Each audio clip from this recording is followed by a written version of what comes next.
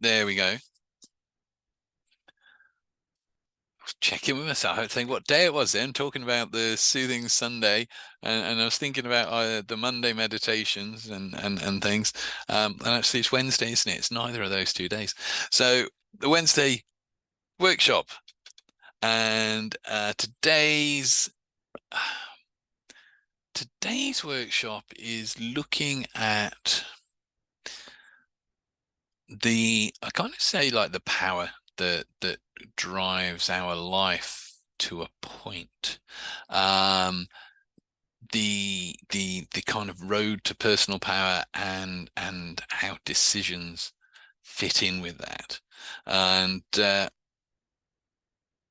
they do say you're only ever one decision away from completely changing your life or creating the life that you want.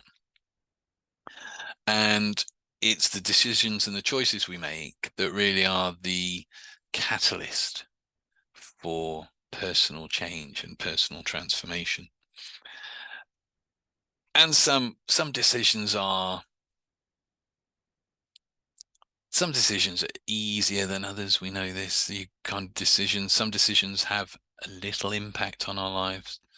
Others can have big impacts on our lives. And what can sometimes seem like a little decision can actually have a big impact on our lives. Things like you might go, oh, do you know what? I wasn't going to, but I think I will go and see that band down across the road. And then, in fact, actually, this is kind of what happened to me last weekend. I was up in an ahhing whether to go and watch some music. I know it wasn't Fee's cup of tea music wise, a little bit too heavy for her, but I was thinking, oh, I actually really fancy that. And so I made the decision to go and do so. And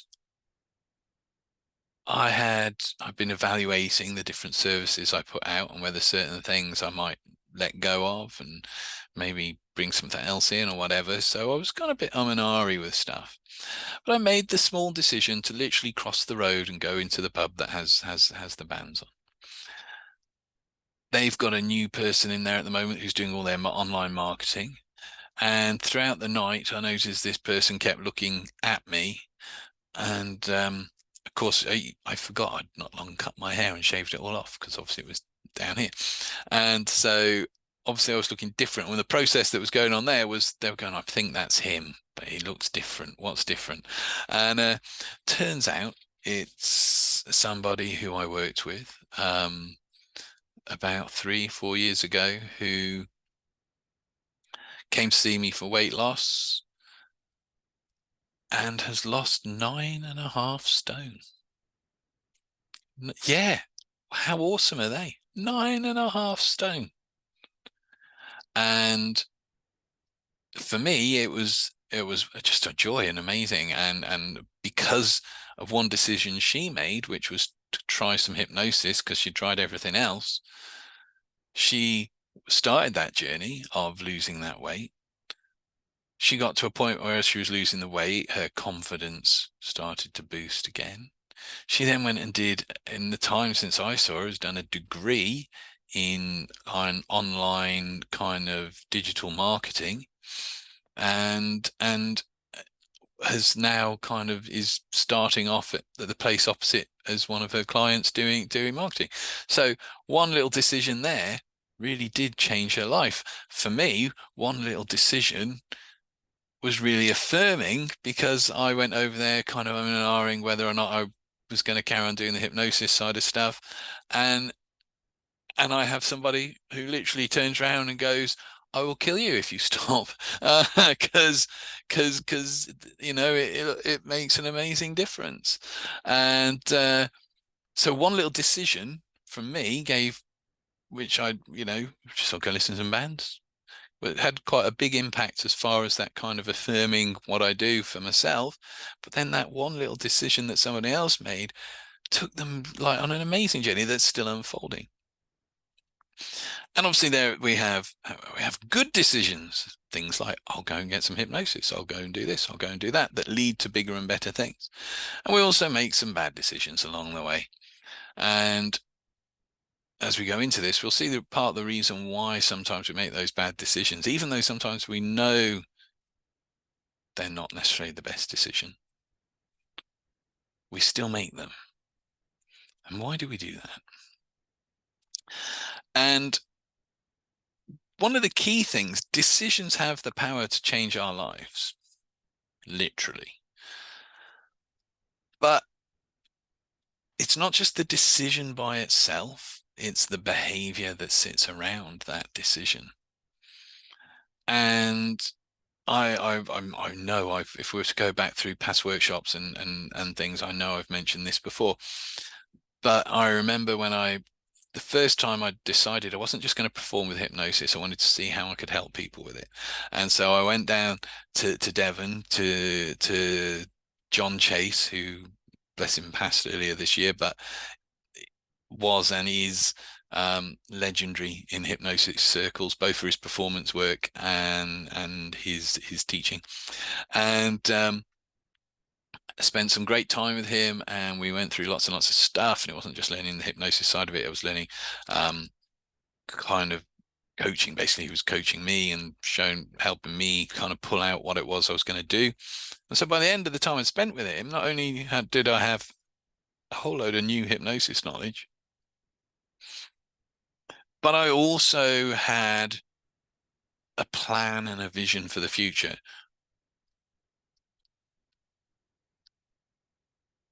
And then he's like, so what's the next step?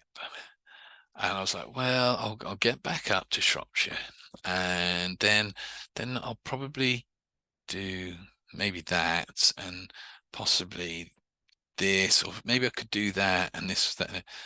And he's like, Rob, just do it. And when it comes to our decisions only change our lives when we act upon them. And sometimes if we're indecisive and we leave it too late, we miss out on opportunities. I remember when I used to go swimming regularly when I was living, God, years ago, not long out of college, in fact, was I about 20s? And I used to go swimming at Newport swimming baths. And there was a girl there who was a couple of years younger than me, and we always used to have a chat and have a coffee afterwards. And turned out her dad was one of the professors at Harper Adams agricultural uni place, and in the summer holidays he would go on expeditions. They would go off and be explorers, and we'd been chatting, become good friends, and she'd said like, oh, been speaking to my dad, and we want someone extra to go and make up the parties we're doing. Where were they going? They were going somewhere where there was the whole city under the ground in caves, and they were going exploring there. And the other place that was on offer was also later on after that was to go to I think it was the North Pole, where it'd have to be rifle trained because you have to be able to defend yourself against polar bears if they charge. And basically the offer was there, would you like to become part of these expeditions? And I'd like to think nowadays I wouldn't hesitate, but at the time I was indecisive. I ummed and ahed. I was going, the fear element of, oh God, I've never done anything like that, and what's it going to be like? And then you think, well, how much is it going to cost and all that stuff, even though that sounded like it wasn't going to be an issue. But all these things came in that started making me indecisive. And by the time I thought, yes, I want to do it, it was too late and everything had been booked up and they'd filled the extra space. So our decisions alone change our lives if we act upon them. But quite often we have to act upon them, or at least part of them, as soon as we possibly can. Quite often it's not just one, the decision is that's the way I'm going to head, and there may be more steps to get there, but it's deciding to take that first step. And so how we behave impacts our decisions as well. So what I'm going to invite you to do is to think of, just take a moment. I've shared a couple of different things from mine, but just take a moment to just think of a decision in your life that's made a positive impact upon your life. Just one thing where you think, I did that and it's made a difference. And if you've got that, just yeah, you got that. And just think about that moment of decision. Was it that you decided and then stalled and held back, or was it you went, I'm making this, I'm doing this thing, and that then happened quite quickly? What was that process? Your process of taking a decision and making a decision.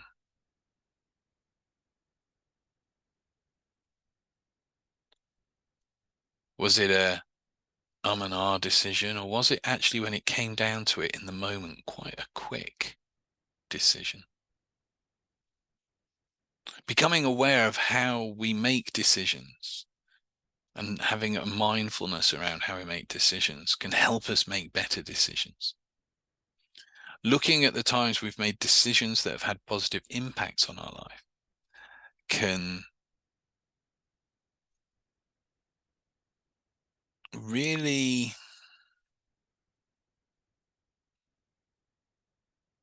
inform us. We can really learn from that. We can also learn from the times that we make bad decisions by kind of going, okay, why was that a bad decision? Or what was it about the decision? Was it that I made a decision that could have been good, but I didn't act upon it?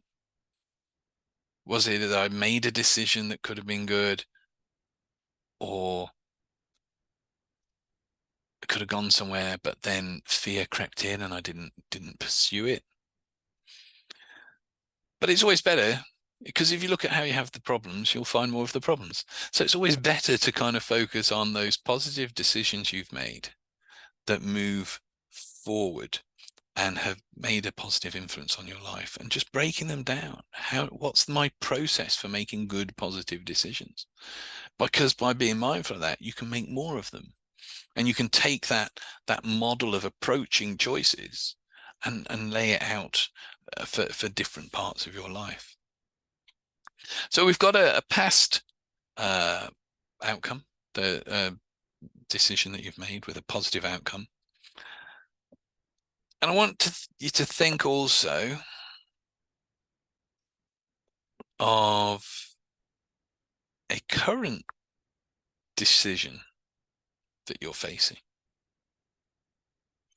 And almost weigh them up on your hands, even kind of rest your hands and put the past positive outcome decision in the left hand, and just look at it there and think about that situation and how you felt in that situation and what you did in that situation, how your mind was working in that situation. And then flip over to the other hand, to the right hand. And as you're looking at the right hand, think about the current decision you're having to make. Now, I don't know whether you've chosen one where you kind of, it's an easy decision, you know what you're going to do, or whether it's something that's you're umming and ahhing over, a decision you're not so sure about. And then explore that a little bit, how you feel about that now. And have that current decision in the right hand. And now jump back to that other decision in the past that had a positive outcome. Step into that memory, into that time. See the things you see, hear the things you hear, be in that. And how that feels now. And then jump into the right hand, the other hand, with the current decision. Notice how that feels, how your thinking is on that. And then jump back again to the left. Be with that past positive decision that led to a positive outcome. See the outcome, feel the outcome, know the steps that led up to the decision and led to the positive outcome.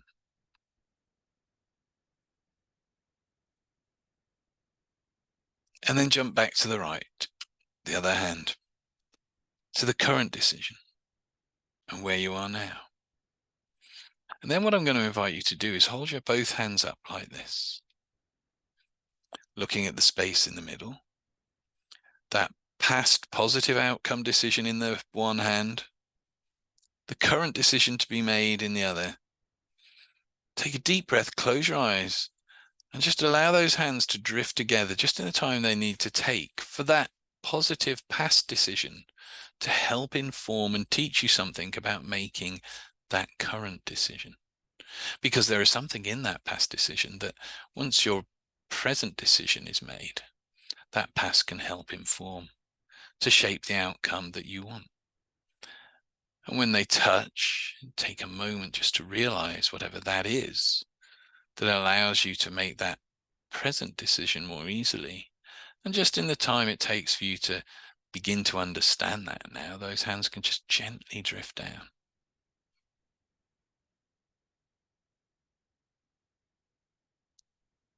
That's right.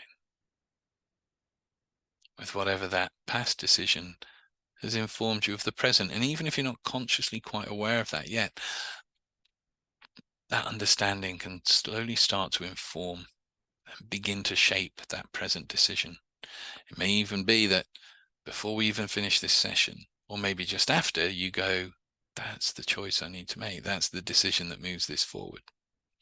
But whatever that is and whenever that is, you can just know that there is value in using how we've approached decisions in the past that can inform how we approach them today.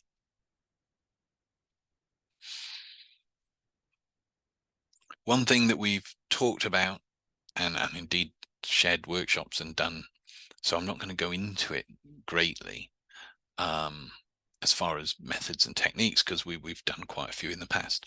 And obviously, if you're watching this for the first time, all those videos are in the members area. One thing that can really affect our ability to make decisions and decisions that lead to a positive outcome is our belief systems and our patterns. And it was only a couple of weeks back we did that workshop on breaking patterns that don't serve us.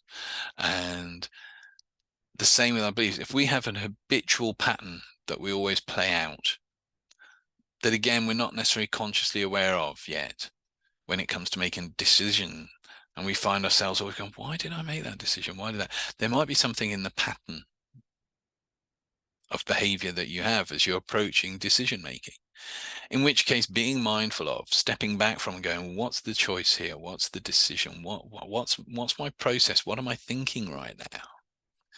What's my pattern? Have I done this before and ended up not making a choice or not making that decision?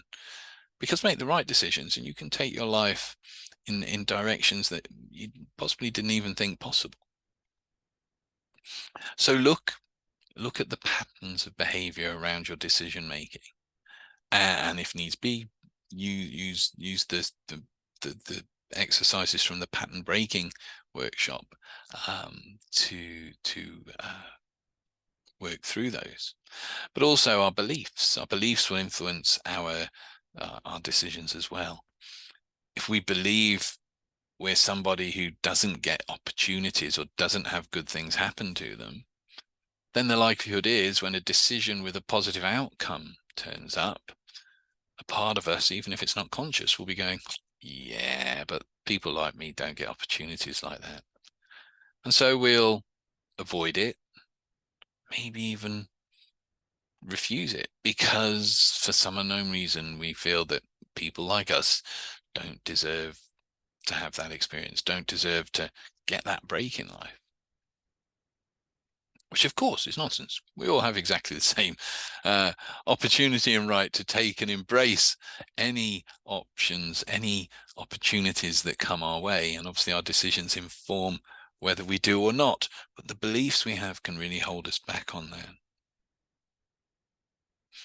Believing we're not good enough.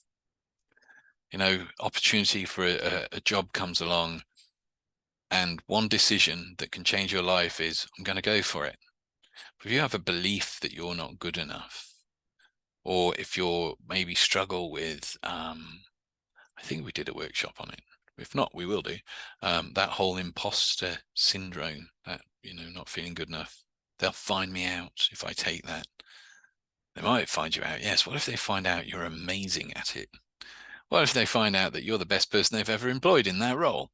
It works both ways. But if our minds, our unconscious minds, are holding on to belief that, we don't feel good enough, we're imposters, we're not as good as everyone else, those beliefs can affect our decisions, which means we're not making the best decisions for our future. Underlying the behaviors, the patterns, because they're all learned. There's things that have gone on in our past, whether we know it or not, that have shaped those behaviors and patterns. Underneath them is I'm going to say, an energy, a force that really is what is swaying and controlling whether we act positively and decisively or indecisively, or whether we just step away from a decision and that is the perception of pain or pleasure.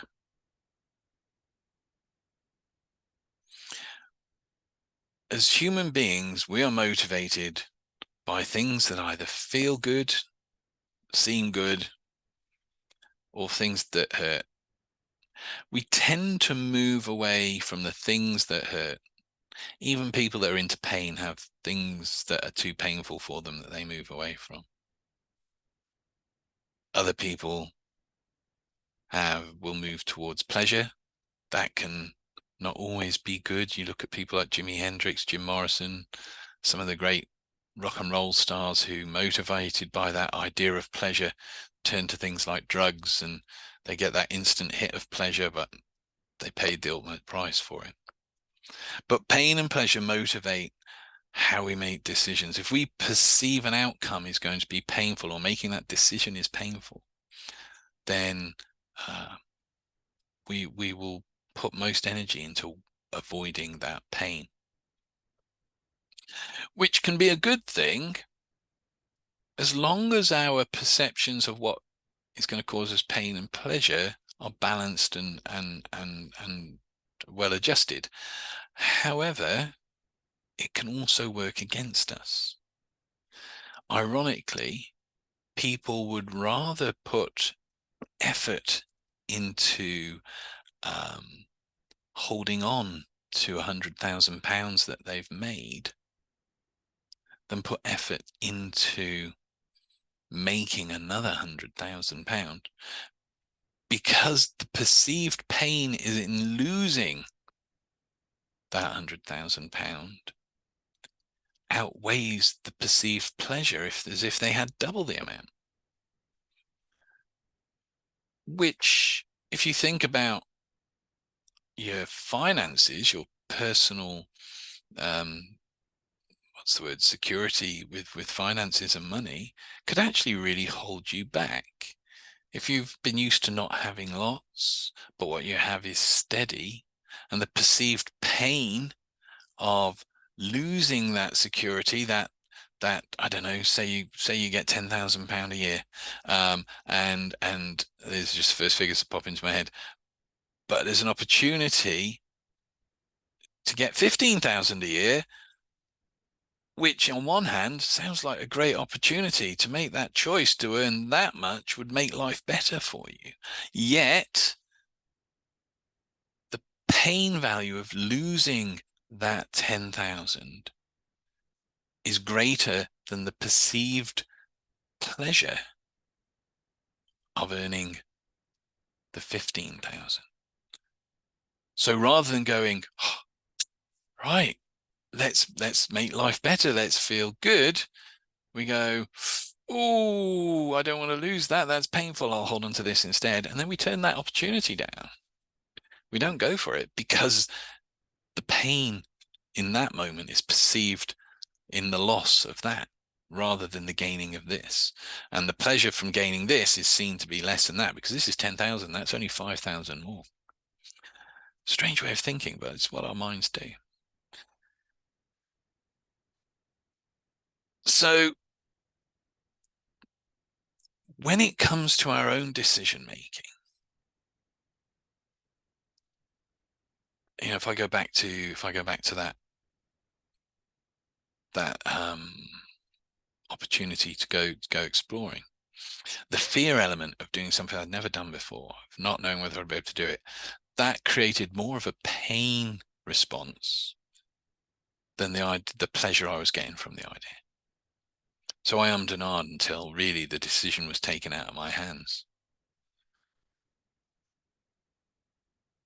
What we need to do, though, and one of the most important life lessons that you can ever learn, is what causes the most pain or the most pleasure for you. Because we've done anchoring, yeah. Basically, we anchor pain or we anchor pleasure to things, and in doing that, it governs our life. It governs our lives completely. And if we carry on unaware of that, we can go through life not making the best choices and decisions that better our lives and move us forward. But if we can understand what causes pain in our minds and what causes pleasure, then we can start readjusting what we're associating and how we look at those things. And what we link pain and pleasure to really does shape our lives. That fear of pain drives us. And as I said, most often or not, it drives us more than the want of pleasure. So what we're going to do is I'm just going to talk you through a basic exercise, something that you can do. It's a pen and paper job when you come to do it, and you can spend as little or as long as you want on it. I mean, the more you put into these things, the more you get from it. You see, because if we can start being aware of how we look at a situation where there's a decision to make, aware of where the pain is and where the pleasure is, if we can then take that situation, and if this is the pain, this is the pleasure, do this. So basically the perceived pain is now less than the perceived pleasure. Then we will make the decision. Then we'll be decisive. Then we'll be motivated to make. The reason people procrastinate is they perceive some level of pain and loss and discomfort in doing the thing that they want to do, until the perceived pain and pleasure, pain and discomfort from not doing it gets so great that it outweighs, and then we do it. You know, put something off, put something off, last minute. Oh, I've got to do it. I've got to do it now. I've got to do it now. And that's because the pain of not doing it suddenly becomes very real. And so we're suddenly very motivated to do that. And by knowing our pain and pleasure, by being able to see this, we can adjust how we're looking at decisions, look at a choice. Where's the pain sit in this? Where does the pleasure sit in this? So this exercise, and I do encourage you, I'm saying here, pick three actions to start off with. You could go for it and do 10 actions. 3 things that at the moment you need to take action upon. 3 things you need to make that decision to just do it on, that you've been putting off.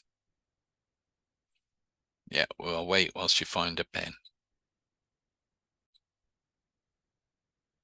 So yeah, so our first question, the first action, the first thing we do, number 1, write down 3 things that you've been putting off that you need to take action on.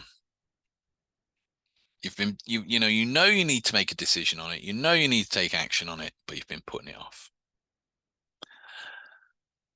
Number 2, and if I go through this too quickly, just saying I can repeat or slow down. Number 2, for each of those actions, ask yourself, why have I been putting this off? Why am I not doing this thing? Why am I putting it off? And then ask yourself, what is the perceived pain? What am I perceiving in this that's too painful that I keep putting off? And obviously when we say pain, that can be anything from big pain through to just, oh, but if I do that, I'm not going to have time to finish that book. That's a perceived pain. Not being able to have time to finish the book you want to finish is a perceived pain. And if, we head for pleasure, so putting off the one thing so you can have the pleasure of the book. Well, yeah, but is that the right decision? Not if it's putting off things that make a difference. Number 3, write down all the pleasure you've gained through putting this thing off, through this negative pattern of not doing it.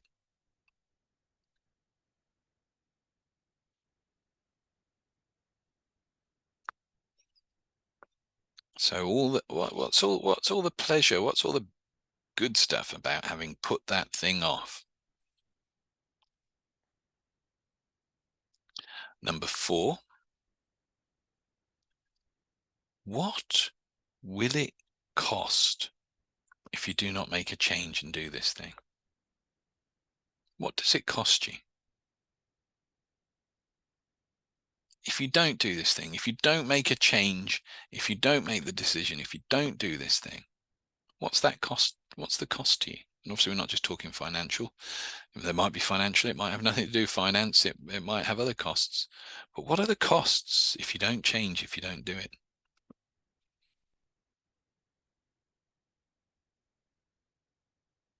And finally, number 5, final point. Write down all the pleasure points, all the things, all the feel-good stuff that you will receive by taking action now and just doing it. What's the pleasure you'll receive? That could be as simple as that thing I've been worrying about. It's just out of the way, so I don't have to worry about it. I feel good. That's pleasure. Or it might be you've been putting off going to the spa for, for a jacuzzi and a massage and aromatherapy, and you've been putting it off because the thought of treating yourself is painful because you think there's probably better things you can spend the money on. But actually, when you weigh it up, what could be better than having a bit of a reset and a refresh and feeling good? So when you come, we're using just 3 actions here to work through, but you can use this anytime you find yourself putting off making a decision, because again, it's only ever one decision that changes your life, and we don't always know which decision that will be that begins to change your life for the better. But by approaching things, this is also a great way, some people struggle with paying bills. If money's tight, then the perceived pain is money's tight, and if I pay that now, I'm going to be short, and if I'm short, and there's all these negatives. But there's also the fact that, well, if I pay that now, I've not got to worry about it for 3 months. Wow, that's nice. And if I'm not worrying about that, I can enjoy some other stuff instead. So use this when you're approaching different challenges, different decisions, and learn to go after the pleasure that benefits your life. Not the instant fix pleasure. So kind of, I'm feeling a bit miserable, I'll go to the pub. That's just hiding the fact that you feel bad. And then the next morning, not only did you have the same thing that you didn't make a decision on, but you possibly have a hangover as well. In which case, you're feeling twice as bad as you did the day before about it, because now you've got a hangover as well. Whereas if you'd just gone, I'm just going to do that thing, because if I do that, I can go and enjoy the band and I won't be worrying about that thing. Well, actually, when you start looking at it that way, there's a lot more reasons to get the thing done, because then you can actually really go and enjoy the band. And even if you did wake up still with a bit of a foggy head the next morning, at least you're not worrying about that thing because it's done. And when you look at the problems, when you look at challenges, when you look at decisions this way, you go through this process, what it tends to do is just shift the balance of the pain and the pleasure, and just looking at it consciously allows you to go, actually, life is better if I just do this thing now. Just get the washing up. Keep pushing it, putting it off, putting it off. Well, actually, what's the perceived pleasure? Well, at the moment, I can't relax because I'm worrying about doing the washing up. If I just do it, well, yeah, it's 10 minutes out of my day, but I can spend the rest of the day not blooming thinking about it. Well, that's a nicer situation to be in, and when you look at it, actually more pleasurable than the current situation of not doing it. So use these simple questions with decisions and that, and the more you do that, the more it becomes automatic. The more it becomes automatic, the more you can just do this. Fabulous. So we're going to finish this session with a little meditative, hypnotic, as is the way, thing. I call it a thing because until the start, I don't always know quite what it's going to be. It's some people will be sitting here right now with a script. There's me notes from the workshop down on the floor. No script now. We'll just go with where this takes us. Although you got to take my word that there's not another script down here, but there really isn't. So let's have a fidget and get comfortable. To get the most from this, just follow the directions to the best of your ability. Don't worry if I ask you to picture and imagine stuff if you're not seeing it like a movie. As long as you know what I'm talking about, you are actually doing exactly what I'm asking you to do. All I'm asking you to do is focus on it quite a bit. And, you know, focusing is something you were born with the ability to do since you were a child, so you can do this. And I'm going to ask you to just get comfortable.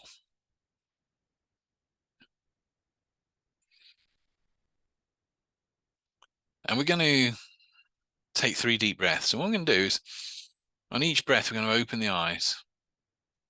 So on the first breath, open them really wide, like, and then as you breathe out slowly, just allow them to just gently and steadily close. On the next breath, taking a breath in, the eyes open, but only a little way this time, not full open, just about halfway. Breathing out, allow them to just gently close again. And then on the third and final breath, barely open those eyes. Just imagine that they're just too heavy, a bit like when you're nodding off. You just barely see the light through them as you breathe in. As you breathe out, just allowing them to close and relax now. In fact, I want you to take that idea of relaxation one step further and imagine, pretend for me, what it would be like if you relaxed your eyelids so much, so beautifully deep and heavy that were you to try to open them and you find you could not.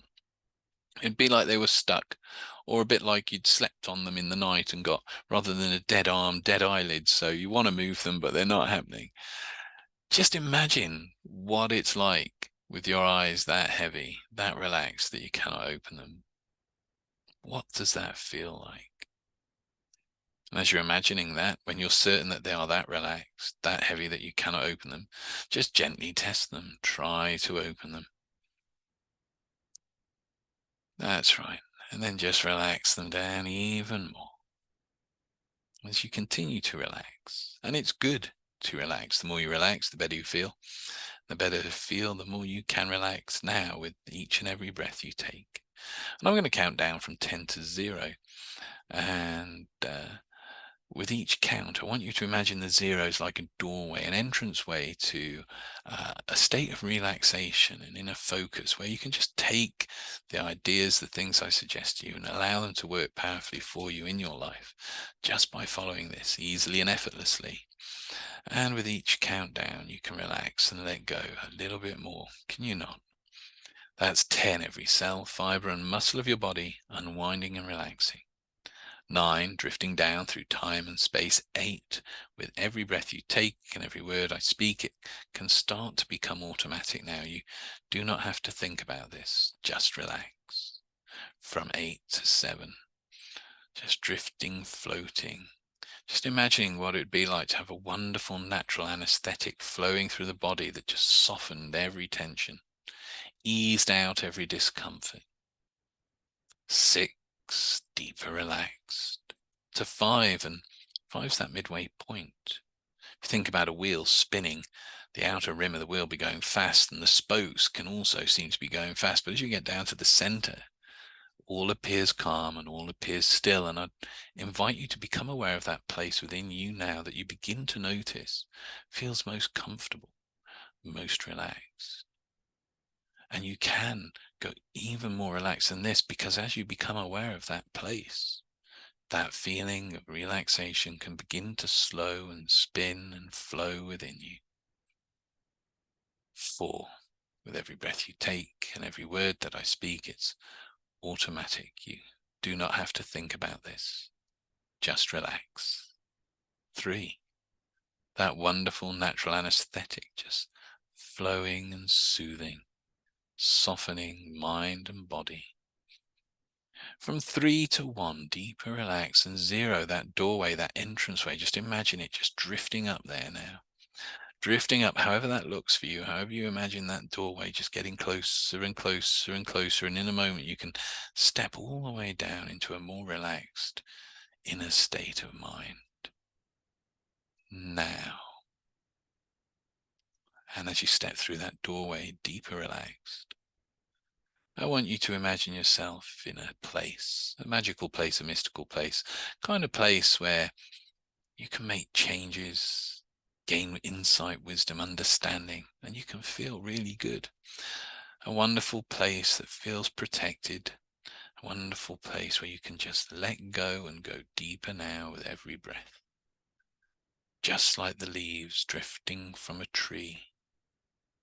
One leaf releases and slowly flows its way down until it comes to rest upon the earth, and another leaf can just drift and float. Floating relaxation all the way down. And you can continue to imagine those leaves of relaxation just drifting and floating all the way down. That's right. And in a moment, I'm going to count from 10 down to 1. As I do that, I invite your body and your mind to relax even deeper still. At the same time, I'm going to count up from 1 to 10. And as I do that, the mind can become freer, lighter, rising up to a place of new perspectives, understanding, of positivity. That's 10. Unwinding, relaxing, letting go. 1. The mind becoming lighter and freer.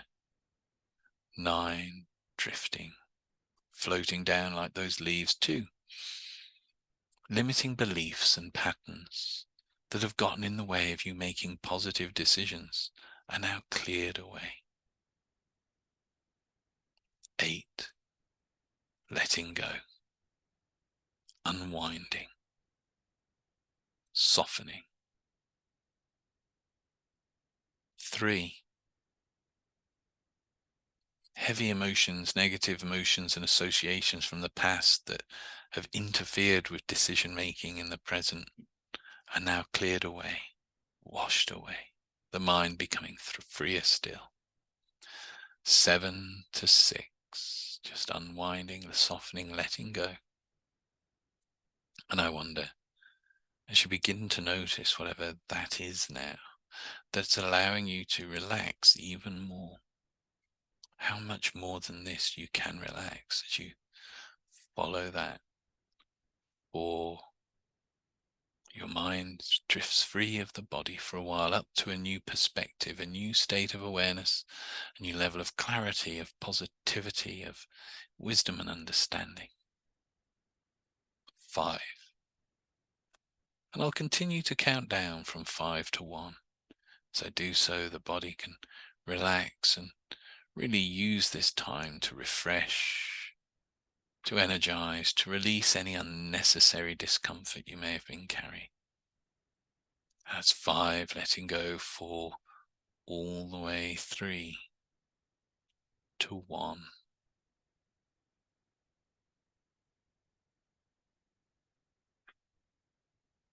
That's right. And now I'll continue to count from 5 to 10 as the mind becomes even freer.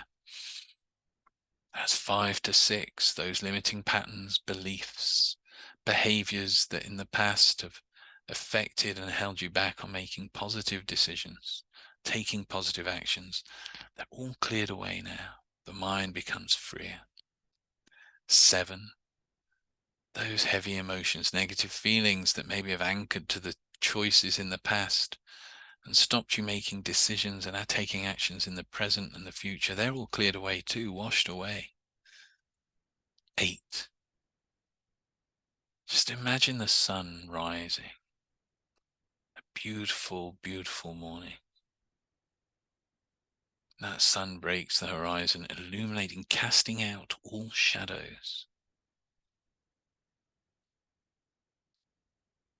And you reach out and you take that sun, it's about the size of a tennis ball, and you place it in your center. Don't know how that is for you. As you imagine that now, that sun at the very center of your being and starting to radiate out, glowing brighter, pushing and casting out all negativities, all indecisiveness, all perceived fear and pain just washed away, cast out by that light. And you see it gather as the light gets brighter. It all gathers like a cloud over the chest, but that light's so bright it pushes that cloud up to the shoulders, up through the neck. You can see the cloud trying to hold on, but it cannot, as it gets pushed up through the head to the top of the head and out through the top of the head, still trying to get back in, but it cannot, as your body is illuminated with that light, casting out every shadow. That cloud carries on getting pushed up into the sky, into space, all the way into deep space, where it passes a black hole, and anything that passes a black hole is never felt, seen, or experienced again. And all those heavy emotions, those negative feelings, moments of indecisiveness, perceived fears and pains are swallowed up by that black hole, never to be felt, never to be seen, never to be experienced again. 9, a moment of clarity and freedom.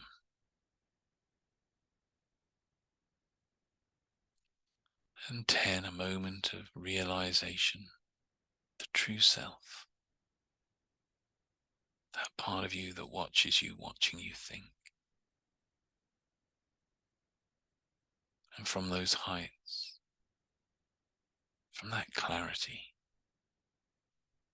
you can begin to find new ways to change how you make decisions, to shift from pain to pleasure, perceiving the good and the positive and the pleasure in all decisions and choices, and seeing also the perceived pain,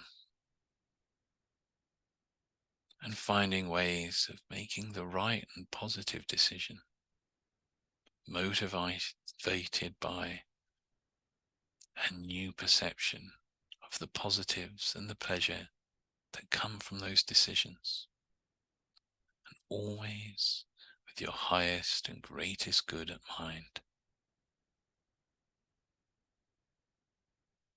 So in a moment, I'll count from 1 to 10. 1 is where you are now. 10 will be eyes open, wide awake, feeling really good, really refreshed, grounded, ready to embrace the rest of the week. And even if you don't know how yet, you can begin to discover new ways of making the decisions that affect your life positively with positive outcomes, acting upon them decisively.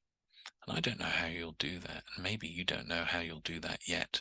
But as you discover that, life can move forward for the better. That's 1, every cell, fiber, and muscle of the body coming back to normal everyday consciousness. Number 2, to be the person you want to be, to live the life you want to live. 3, coming all the way back, feel a whoosh of energy from the floor up through to the top of the head, refreshing, revitalizing, feeling good. 4, 5, take a nice deep breath in, breathe in that oxygen in, feeling good.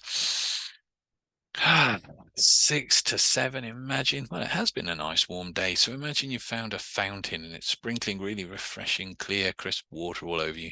Feels amazing, clears the passageways of mind, body, and soul, everything feeling refreshed, revitalized. 8, 9, and when you're ready to step forward and make that decision to make good and positive decisions in your life that lead to betterment, and act upon them decisively when you're ready to begin to do that now.